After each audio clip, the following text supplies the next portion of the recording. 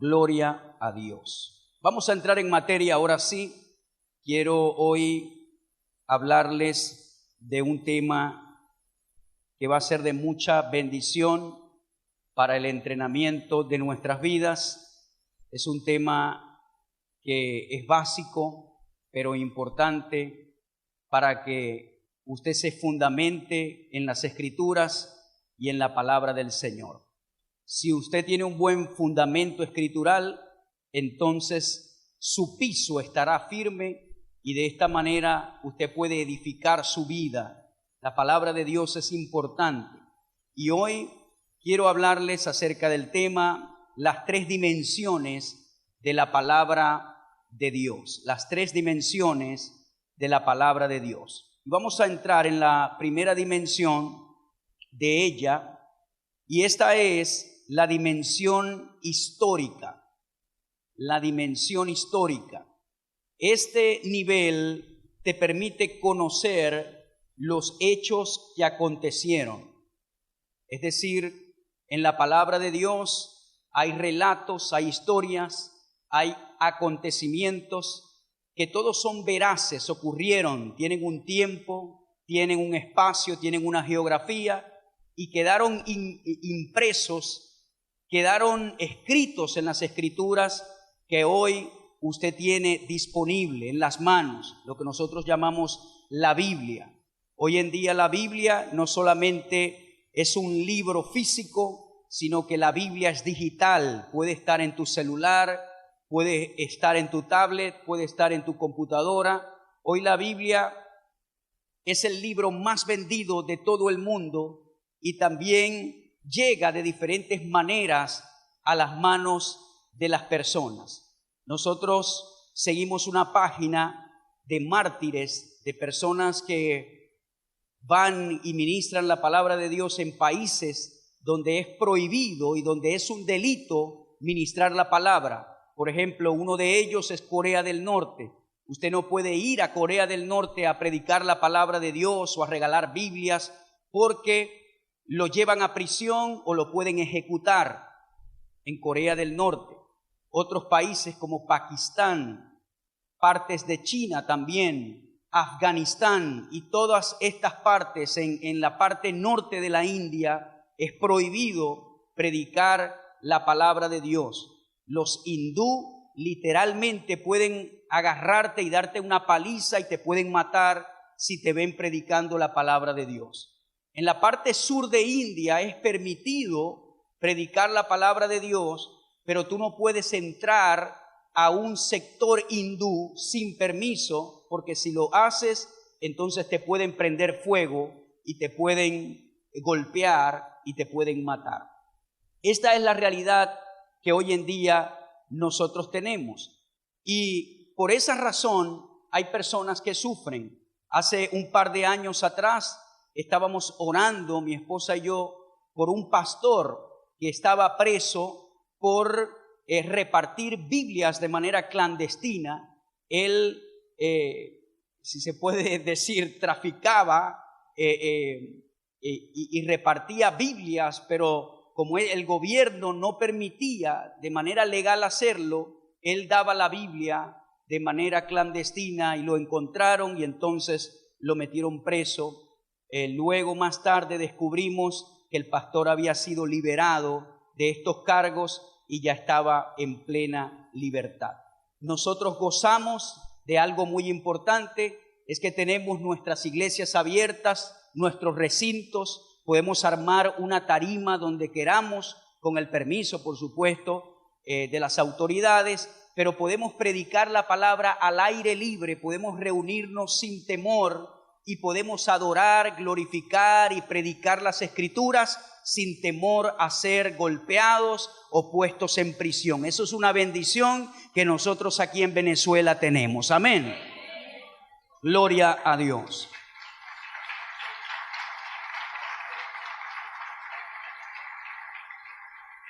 Entonces, la primera dimensión de las Escrituras es la dimensión histórica. Ella te permite conocer los hechos que acontecieron.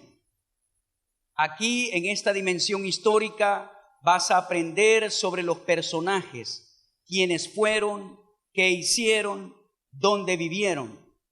Nosotros podemos tomar un ejemplo, Abraham. Abraham, a este hombre que Dios llamó, un ganadero, vivía en Ur de los Caldeos, su padre se llamaba Taré, su esposa se llamaba Sarai, su sobrino se llamaba Lot, tenía 75 años cuando Dios lo saca de Mesopotamia, tenía 100 años cuando nació su hijo Isaac, primero se llamaba Abraham, luego Dios le cambia el nombre a Abraham. ¿Por qué coloco estos ejemplos? La parte histórica, la dimensión histórica de las Escrituras te permite saber quiénes fueron los personajes, qué hicieron, dónde vivieron. Otro ejemplo puede ser Saulo. Saulo fue criado en Tarso, una ciudad romana. Tenía doble nacionalidad. Era judío de la tribu de Benjamín, pero también era ciudadano romano, de religión fariseo, perseguidor de la iglesia. Tuvo un encuentro con la autoridad de Jesús camino a Damasco. Su nombre fue cambiado a Pablo. Primero fue misionero, luego fue llamado a ser apóstol. Escribió la tercera parte del Nuevo Testamento. ¿Cómo nosotros podemos tener toda esta información? Leyendo las Escrituras, conociendo la parte histórica de ella. Cuando usted lee y estudia las Escrituras, entonces va a conocer o va a poder identificar quiénes fueron los participantes que pudieron experimentar los hechos que fueron escritos en esta palabra de Dios. Ahora, la parte histórica no solamente te permite conocer quiénes fueron los personajes, qué hicieron, dónde vivieron, sino que también te brinda detalles importantes. Por ejemplo, los discípulos de Jesús. ¿Cuántos fueron los discípulos? ¿Cómo se llamaban? ¿Qué profesión tenían? ¿Cuántos mandamientos Dios dio a Moisés en las tablas en el Sinaí? ¿Cómo están escritos sistemáticamente? ¿Cuántas plagas Dios envió a Egipto? ¿Cuántas tribus de Israel son mencionadas? ¿Cómo se llaman esas tribus? Es decir, cuando usted estudia las Escrituras, usted puede conocer todos estos detalles. Si yo hoy los sorprendiera, como hacían con nosotros muchas veces en el liceo y en la universidad, que usted llegaba al salón de clases y el maestro, el profesor decía de repente, saquen lápiz y papel. ¿Usted se acuerda alguna vez cuando el profesor hizo eso?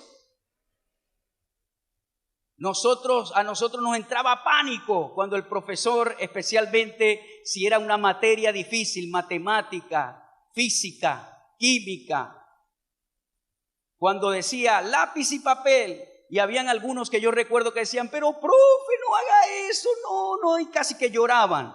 Si yo en esta mañana le sorprendiera y le dijera, saque lápiz y papel, voy a hacer dos preguntas solamente, una del Antiguo Testamento y una del Nuevo Testamento. Cada pregunta va a valer 10 puntos. Y usted va a demostrar su conocimiento histórico de la Biblia solamente con dos preguntas sencillas. Saque lápiz y papel. La primera pregunta, ¿cómo se llaman las 12 tribus de Israel? La segunda pregunta, muy fácil, del Nuevo Testamento. ¿Cómo se llamaron los 12 discípulos de Jesús? Ahora, si usted no puede responder esas dos preguntas, entonces está demostrando que tiene carencia de lectura en las Escrituras. ¿Cuánto sería su puntuación? ¿0? ¿O por lo menos 10? ¿O por lo menos se recordaría de 5 nombres, los más comunes de los discípulos, Pedro, Juan, Jacobo? Pero la verdad es que la mayoría de los cristianos no conocen historicidad bíblica, no conocen la parte histórica de la Biblia. Y eso me lleva a que esa carencia es producto de la poca disposición de estudiar la palabra de Dios. De hecho, muchos esperan venir el domingo a la iglesia para escuchar la Biblia. Muchos esperan venir para que el pastor abra la Biblia y te diga un mensaje de parte de Dios. Pero usted va a conocer los detalles históricos cuando usted se convierte en un estudiante de la palabra del Señor. Va a conocer la parte histórica. Ahora, en esta dimensión, tú vas a aprender bajo qué cultura los hechos fueron escritos. Cuando lees y estudias la palabra, vas a conocer la cultura bíblica. Vas a conocer sus costumbres, sus celebraciones, vestimentas, comidas. ¿Por qué le digo esto? Porque la Biblia no es un libro con mentalidad occidental y por esa razón a muchos de nosotros nos cuesta entender muchas cosas. Y es porque la Biblia está escrita en una mentalidad oriental. Más que todo el Antiguo Testamento, las prácticas de Israel, el trato de Dios directo con su pueblo.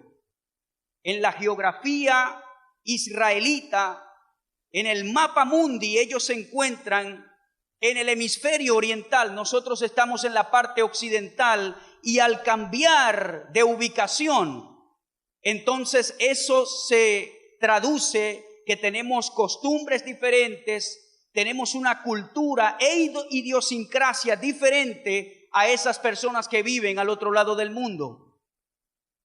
Y cuando nosotros ignoramos esta dimensión histórica y tratamos de empujar las costumbres bíblicas a nuestras costumbres, entonces allí es cuando tenemos problemas para entender la palabra de Dios. La Biblia contiene un periodo de escritura de por lo menos 4,000 años, de acontecimientos que ocurrieron dentro de ese espacio de tiempo. 66 libros. Otra pregunta puede ser, ¿cuántos libros tiene el Antiguo Testamento y cuántos tiene el Nuevo Testamento? Son 66 libros. El Tanakh, que es el Antiguo Testamento, contiene 39 y el Brit Hadashah, que es el Nuevo Testamento, contiene 27 libros, un total de 66. Todos estos detalles nosotros lo vamos a conocer cuando empecemos a interesarnos por la parte histórica de la Biblia. Allí en esa parte histórica vamos a aprender cuántos exilios hubo concerniente a Israel después de Babilonia. Después de la invasión de Nabucodonosor hubo 3 exilios, no ocurrieron inmediatamente. Después que Ciro proclama el edicto de libertad de Israel de Babilonia, hubo 3 exilios. Después, para que completamente ellos pudieran estar en su tierra, y el último fue con Nehemías, el que ayudó a reconstruir los muros y las puertas. Entonces, esta parte histórica te permite aprender todas estas cosas. También en este nivel te prepara para poder manejar una correcta interpretación. Es decir, cuando tú conoces la parte histórica de la Biblia, tú vas a poder entrar al segundo nivel que vamos a estudiar, que es el nivel o la dimensión doctrinal. Este nivel de historia te prepara para poder manejar una correcta interpretación de la Biblia. Ahora, para entender este nivel de historia, no necesitas haber nacido de nuevo. Ni siquiera tienes que aprenderlo en una iglesia. El deber ser es que tú lo aprendas fuera de la iglesia, todo lo que estoy hablando. Muchos historiadores, arqueólogos e investigadores pueden manejar bien esta dimensión de las Escrituras. Hay programas en Nat Geo, hay programas de descubrimiento de arqueólogos, investigadores, historiadores que manejan mejor las Escrituras que cualquier cristiano de 20 años. ¿Por qué? Porque ellos se han dedicado a estudiar la parte histórica de la Biblia. Conocen los acontecimientos, conocen las fechas, manejan los tiempos, las historias y también pueden manejar la parte científica. Entonces, la realidad es que la parte histórica usted no debe esperar que en la iglesia se enseñe. Usted debe apartar, agendar tiempo para estudiar todos estos detalles que son importantes. Debes aprenderlos. Pero ¿cuál es el problema? Hay mucha pereza, hay mucha negligencia. Hay personas que en la semana ni siquiera leen un versículo de la Biblia. Y de esa manera usted no va a aprenderla. Si usted tiene un examen y no estudia, lo va a pasar a menos que se vaya a copiar del que tiene al lado. Pero no lo va a pasar. ¿Por qué? Sencillamente porque no estudió para el examen. Ve, usted puede tener años en el Evangelio y no estudiar la Biblia. Usted puede tener mucho tiempo en el Evangelio y ser inmaduro y no saber de las Escrituras los detalles importantes. ¿Por qué? Porque no aparta tiempo para inquirir y estudiar la palabra de Dios. La pereza, la negligencia es un factor que está afectando a mucho pueblo de Dios en este tiempo. Mucha ignorancia. No se conocen las Escrituras, no se conocen las historias, no se conocen los nombres. Y hay personas que no van a avanzar y no van a aprender detalles de la Biblia que son importantes porque nunca le dedican tiempo a aprender de las Escrituras. Ahora, en este nivel se llega hasta el intelecto. Por esa razón es que gente que no ha nacido de nuevo y que ni siquiera va a la iglesia puede aprender esta dimensión de historia en las Escrituras. Porque este nivel solamente impacta el intelecto. Es decir, tú ganas conocimiento, aprendizaje. Cualquiera puede saber cómo se llamaron los discípulos de Jesús. Cualquiera puede saber cómo se llamaron las 12 tribus, cuáles fueron las plagas de Egipto. Cualquiera puede saber en qué tiempo vivió David, en qué tiempo vivió Moisés, en qué tiempo vivió Abraham. Cualquiera que se disponga a estudiar la Biblia, como cualquier libro de historia, puede descubrir esta dimensión que es la histórica. Pero el asunto es que esta dimensión solamente llega hasta el intelecto, alimenta tu aprendizaje. Y esta dimensión también llega hasta el nivel informativo. Es decir, usted se informa de lo que ocurrió en el tiempo bíblico. Sabe la información, la conoce, como leer un periódico, como leer un libro de historia. Llega hasta el nivel informativo. Hay inconversos que saben más de Biblia que cristianos. Sí, señor. ¿Por qué? Porque la estudian. Hay descarriados. Yo he hablado con gente descarriada que te citan versículos bíblicos así, ve. Más que tú, se los memorizan. Como diciendo, ¿qué me vienes a hablar si yo sé de esto? Porque tienen la información. Han llegado hasta el nivel intelectual, informativo. Y en Juan dice esto, y en Romano dice esto, y en aquello dice esto, pero están descarriados. ¿Cómo puede ser posible? Porque en este nivel de historia no se necesita estar bien con el Señor, o no se necesita ni siquiera ser hijo de Dios. Lo que se necesita es disposición para estudiar la palabra. Ahora, ¿es menos importante esta dimensión porque es histórica? No, señor, porque esta dimensión te prepara para la siguiente que vamos a estudiar. Si no tienes base, no puedes ir al segundo nivel. Toma una materia crítica, por ejemplo, matemáticas o inglés. Tú no puedes por allá en inglés saber report speech si no sabes manejar bien el verbo to be. Tienes que empezar por el nivel 1 para aprender lo básico y entonces vas al nivel 2, comienzas a aprender a estructurar oraciones, luego entonces el nivel 3 vas conociendo a usar los diferentes tiempos y así vas en un idioma. Si es matemática igual, usted no puede aprender el nivel 5 o 10 si no maneja bien lo que es suma, resta, multiplicación y división. Hermano, yo no me acuerdo nada de matemáticas.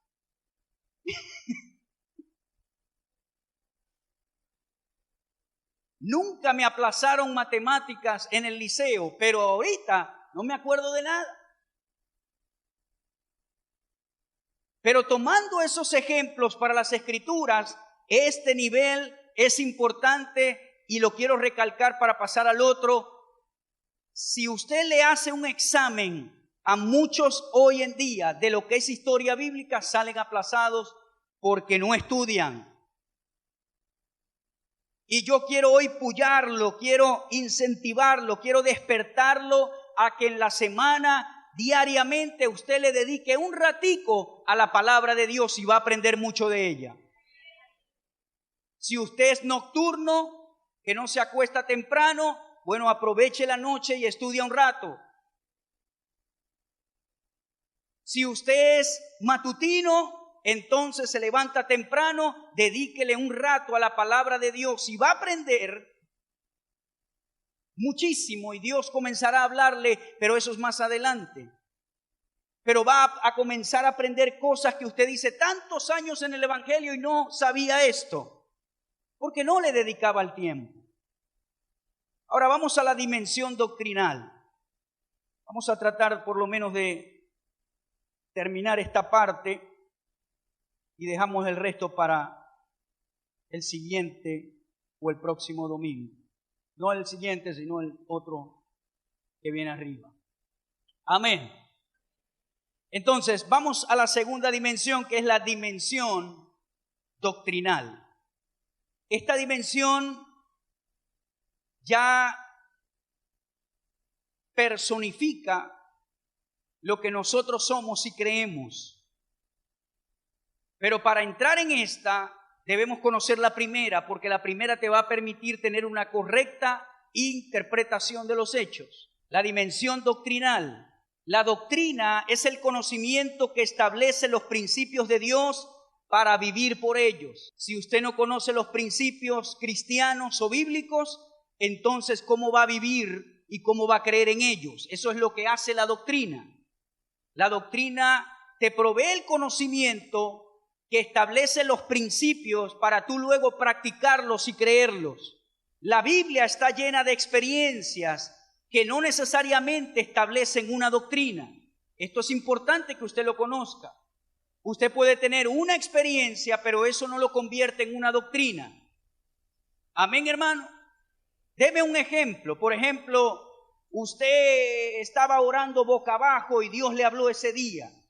Pero porque usted estaba orando boca abajo y Dios le habló, eso no significa que se va a hacer una doctrina y que cada vez que yo ore tiene que ser boca abajo para que Dios me hable. Hace muchos años fui a una iglesia en Mérida, en un pueblito, con un par de hermanos. Fuimos a predicar en un pueblito en Mérida.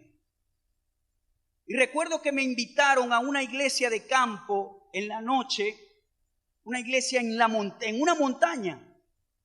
Y cuando los hermanos comenzaron a llegar, traían un cojín cada uno en su mano, un cojín.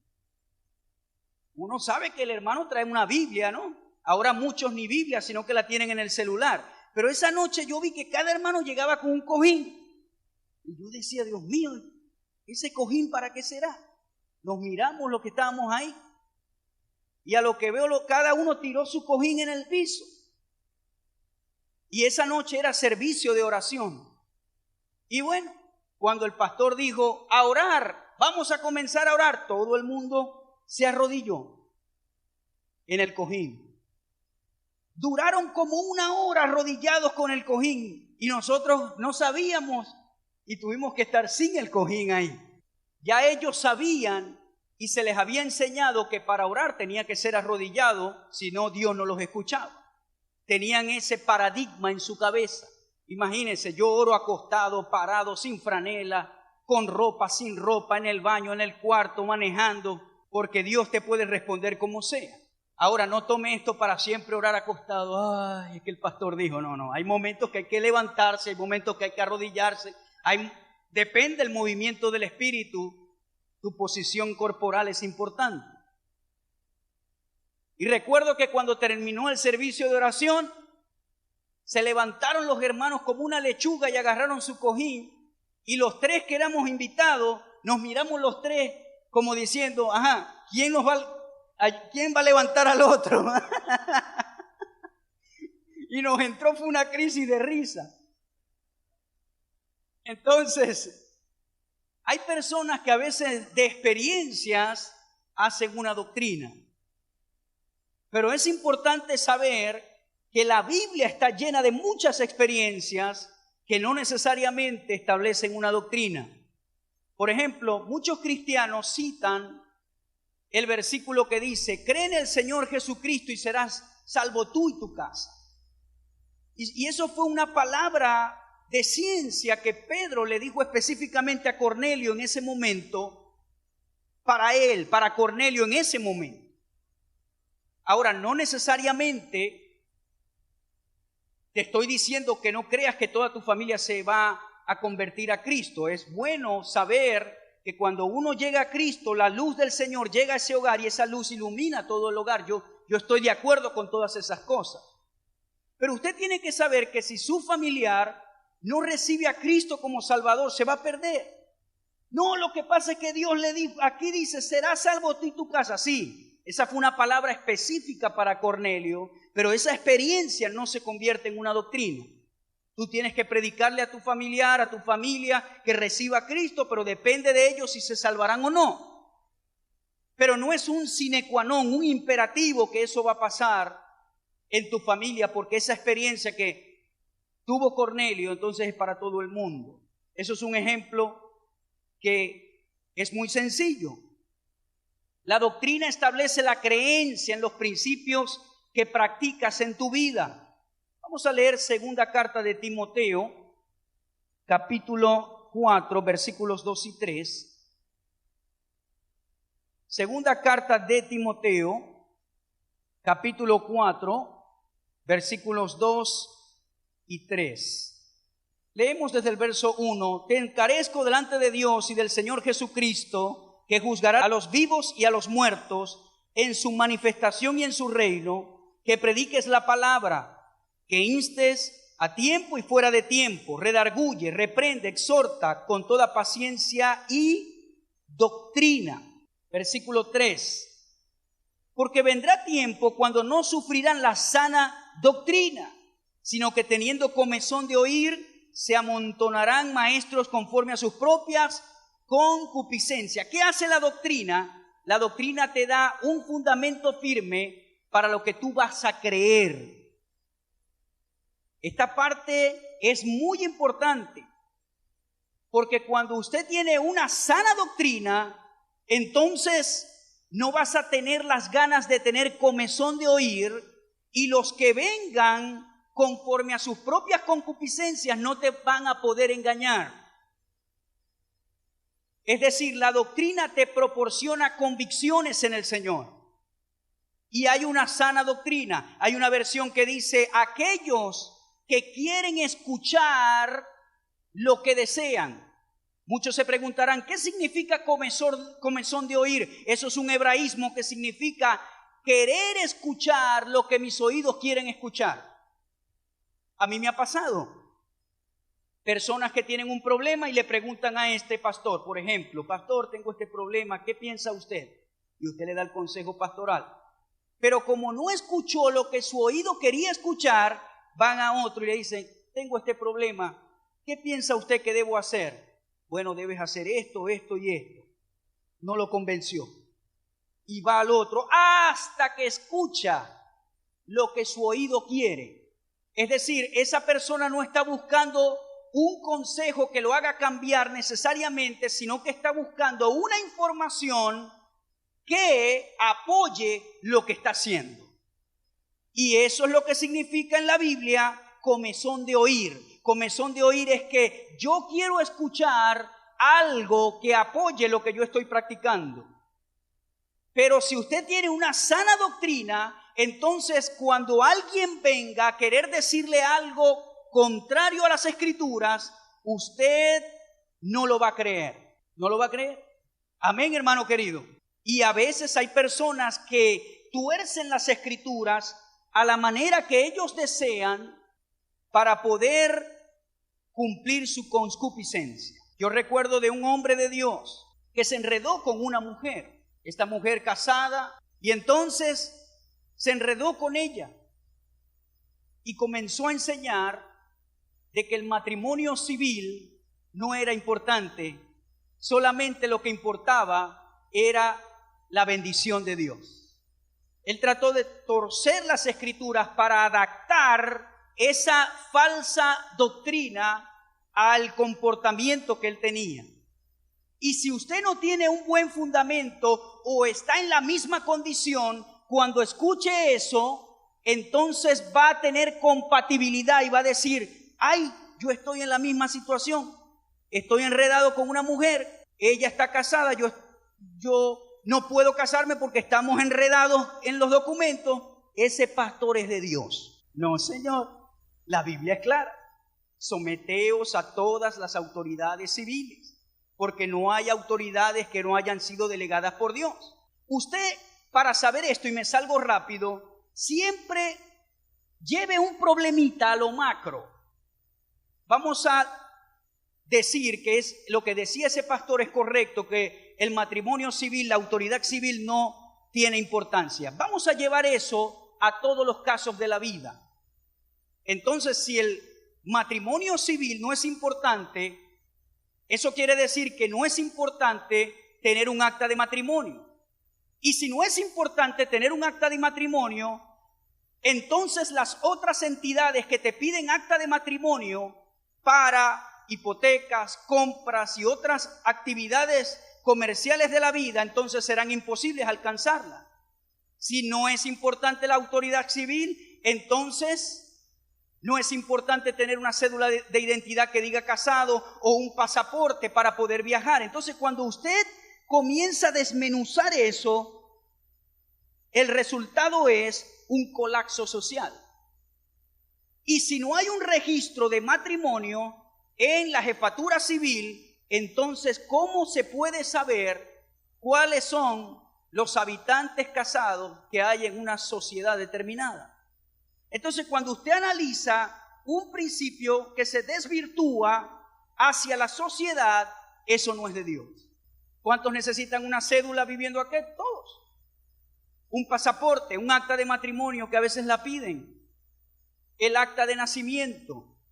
Tenemos que tener una sana doctrina, pero vamos a tener esa sana doctrina cuando conozcamos los principios para poderlos practicar en nuestra vida y no tener comezón de oír. La Biblia contiene historia, pero también contiene doctrina.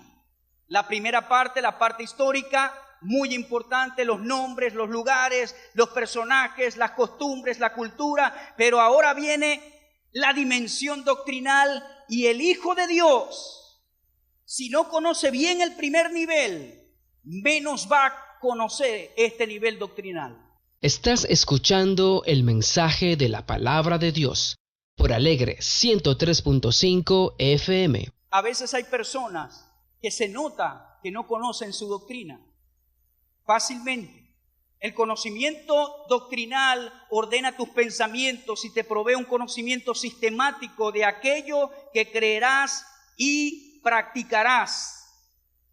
Hay personas que tienen una ensalada en la cabeza, doctrinalmente hablando. Vienen a la iglesia Luz de las Naciones, pero también van allá a los testigos de Jehová. Y hoy no le gustaron los testigos de Jehová. No, yo creo que los mormones son la verdad. Y no le gustaron los mormones.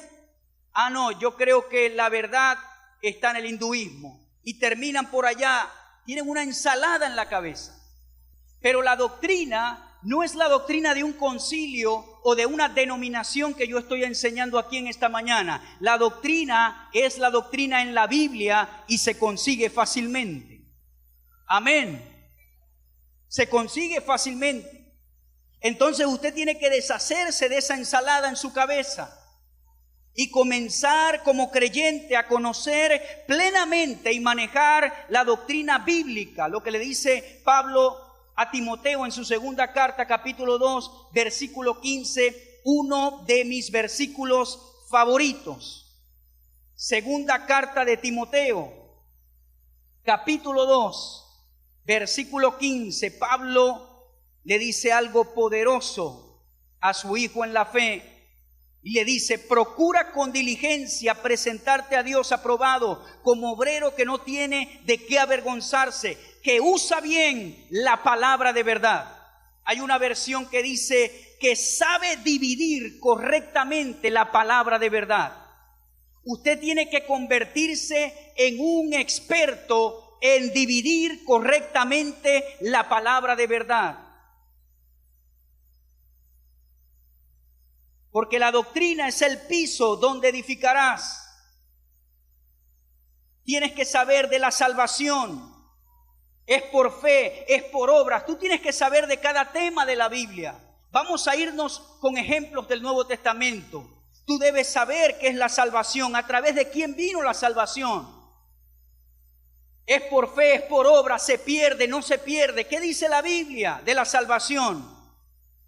¿Qué dice la Biblia de la sanidad? ¿Será que es para este tiempo? ¿Será que nos pertenece como herencia? ¿Quién nos dio la sanidad? Tenemos que conocer el nombre de Jesús. ¿Cuándo podemos usar el nombre de Jesús? Podemos echar fuera demonios en el nombre de Jesús. ¿Cuáles son los beneficios que trae usar el nombre de Jesús? Tenemos que saber doctrina, hermano querido. Tenemos que conocer el bautismo. ¿Cuántos tipos de bautismo hay? Tenemos que aprender de la deidad de Dios. ¿Son 3 o es 1? ¿Cómo es la cosa? No entiendo nada. ¿Será que son 3? ¿Será que el Espíritu Santo es Dios también? ¿Será que Jesús manifestado en carne también es Dios? Todo eso es parte de la doctrina. Tenemos que aprender de los ministerios. La diferencia entre los 5 ministerios listados en Efesios 4:11 y la diferencia de los dones del Espíritu. Tenemos que aprender la fe, los dones espirituales, el pecado, la redención, la gran comisión, el arrebatamiento, el milenio, el anticristo, la santificación, la justificación, las obras de la carne versus el fruto del Espíritu, el marco paulino para ser un ministro, la conducta en la familia, la conducta en la iglesia, la conducta en el trabajo. Tenemos que forzarnos a aprender doctrina porque hay gente que no conoce nada. Una de las religiones que invierte más tiempo en doctrina se llama los Testigos de Jehová. Y disculpe la expresión, esa gente se puñalea su doctrina. Y para usted sacarlo de las convicciones que tienen, ¡ay Dios mío! Cuando yo era un jovencito, logré ganar un testigo de Jehová, más jovencito, logré ganar un testigo de Jehová con mi amigo Laudi Peña para el Señor. Y yo no conocía mucho de la Biblia. Y recuerdo que este testigo de Jehová, un conocido, amigo, era duro, difícil. Y estuvimos yendo a su casa como por 15 días a predicarles el evangelio. Y iba para la casa del testigo de Jehová y le decía: Cristo, necesitas a Cristo, nacer de nuevo. Y él me decía: no, eso de nacer de nuevo, eso es mentira. Y me sacaba otra cosa por allá. Y de pronto me hacía una pregunta y yo iba para que mi pastor en la noche y le decía: pastor, estamos evangelizando un testigo de Jehová, ayúdeme. Me dijo esto, ¿qué le digo? Y el pastor me buscaba 2 o 3 versículos y al otro día íbamos con el arma que el pastor nos había dado. Lo que dijiste ayer, ve, aquí no. Y de pronto sacaba otra cosa y al otro día iba para que el pastor: pastor, ayúdeme, me sacó esto ahora, ¿qué le digo? Y el pastor me ayudaba: bueno, dile esto. Y así estuvimos por 15 días con ese testigo de Jehová. A ese lapso de tiempo me dijo: Jarvis, quiero recibir a Jesús como Señor y Salvador.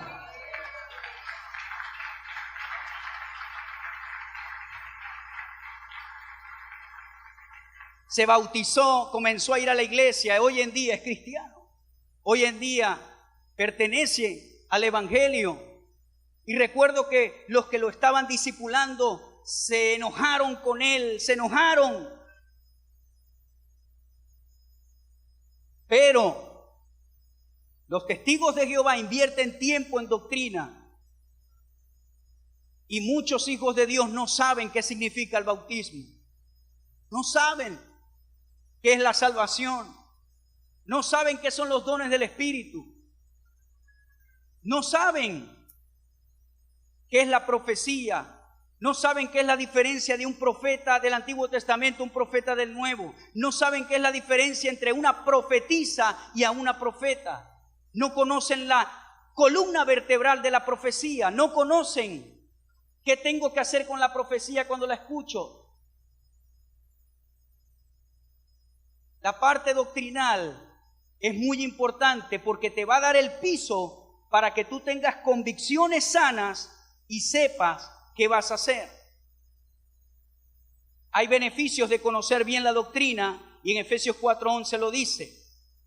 Dios establece 5 ministerios a fin de perfeccionar a los santos, apóstoles, profetas, evangelistas, pastores y maestros. Y los beneficios que traen la enseñanza bíblica a los santos es que va a traer madurez a fin de perfeccionar.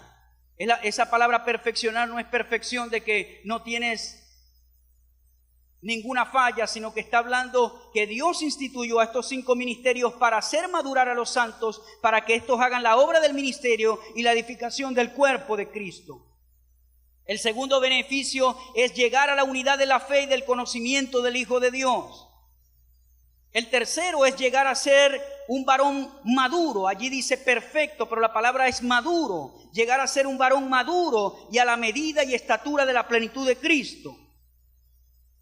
El cuarto es para que no sean niños fluctuantes llevados por doquiera de todo viento de doctrina. Y el quinto es que te ayuda a crecer en todo en aquel que es la cabeza, esto es Cristo. Estos son los 5 beneficios que trae tener una buena doctrina bíblica en tu corazón. Vas a madurar, vas a ser una persona a la estatura y a la medida de la plenitud de Cristo, a la unidad de la fe. No vas a ser un niño malcriado, sino que vas a ser una persona madura, no vas a fluctuar. Si te dicen esto lo vas a creer, mañana te dicen otra cosa y lo crees, sino que vas a tener un fundamento firme. Y por último vas a crecer en todo en aquel que es la cabeza, esto es Cristo. ¿Cuántos quieren crecer? Digan conmigo, tengo que estudiar fuera de la iglesia. Diga, no tengo que esperar que el pastor habla la Biblia o que el predicador la abra. Tengo que dejar un poco el afán a un lado y dedicarle tiempo a la palabra de Dios. Tengo que dedicarle tiempo a la palabra que es vida y que es poder para cambiar mi vida. Amén. Gloria a Dios.